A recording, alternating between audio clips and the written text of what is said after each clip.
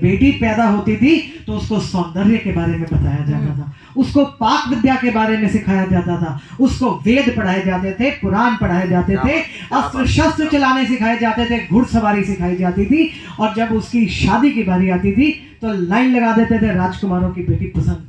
ये अंग्रेज हमें सिखाएंगे महिला सशक्तिकरण। अरे हम बताएंगे हमें कि महिला सशक्त क्या होती है। हम आज की नारी, हम जो संस्था भी चलाते हैं उसका नाम भी जड़ों से जुड़ो है। और जो इस रामलीला की आपने बात करी, अवस्थी भाई जो हमारे सामने बैठे हैं, सतीश भाई, इनका हमारे को हमेशा इतना सहयोग उसमें मिला। जब हमें दिक्कत भी आती थी हम कहते थे भाई हमें तंग कर रहे हैं लोग, तो ये कहते थे हम खड़े हैं साथ।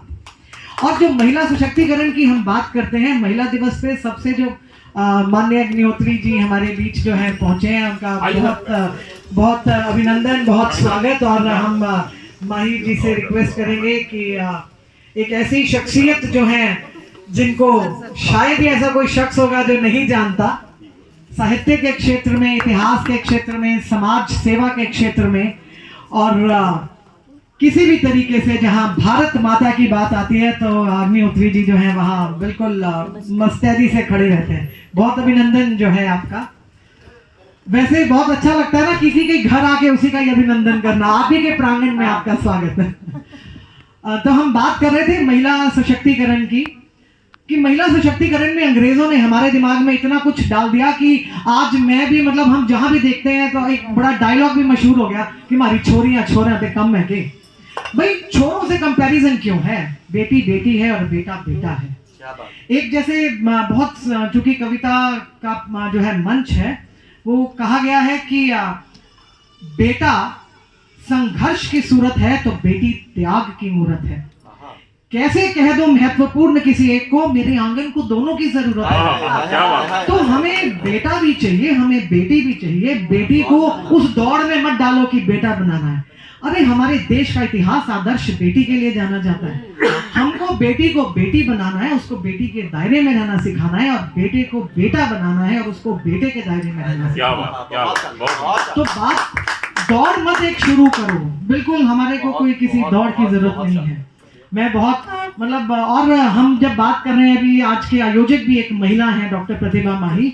तो हम जिस देश के, हम जिस कीटाणु, जिस मिट्टी से, जिस कण से पैदा हुए हैं, ऋग्वेद को कौन नहीं जानता?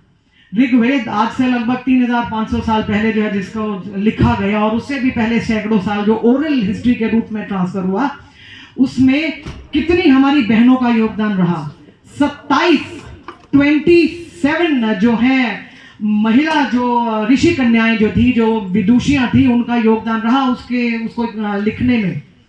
कौन भूल सकता है गार्गी को, कौन लोपामुक्षा को भूल सकता है, कौन कल्पा को भूल सकता है, कौन हम किन किन विदुषियों का नाम लें। जो ऋग्वेद के स्थापन में भी, उसके संयोजन में भी महिलाओं का हाथ है। तो बहुत उच्च कोटि के इतिहास का हम जो है अंश हैं। और शहीदी दिवस, होली पे अभी महिलाओं के बहुत से रूपों की बात की गई। एक रूप मुझे लगा कहीं शायद पीछे छूट गया, और वो था एक माँ का बहन के रूप में, एक बेटी का बहन के रूप में जो रोल है, उस पर थोड़ी सी कम बात हुई। तो बेटी जो है, जो घर में पैदा होती है, तो एक बहन का इतना है, मुझे लगता है हर रिश्ते में सबसे खूबसूरत अगर कोई रिश्ता है तो वो भाई और बहन का रिश्ता। जिस घर में बेटी नहीं जन्मी वो घर अधूरा है। तो जब हास्य की बात हो रही थी, जो मंच संचालन इतने हास्य के साथ कर रहे थे, तो एक थोड़ा सा हास्यपूर्ण अपने घर का, जिन्होंने कहा कि हंसने के लिए, व्यंग के लिए, आपको रोजमर्रा की जिंदगी में आप उतना कर लेंगे। तो मेरा जो एक बेटा है, एक बेटी, मुझे मतलब 2 बच्चों की मैं माँ हूँ। मेरी बेटी मेरे जैसी है और मेरा बेटा स्टाउट, लंबा, स्ट्रॉन्ग।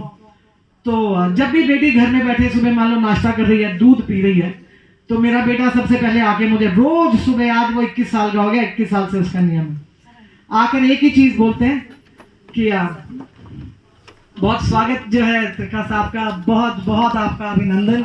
ये ऐसी हस्तियां हैं जिनके बिना साहित्य और संस्कार की बात करना शायद मुश्किल होगा।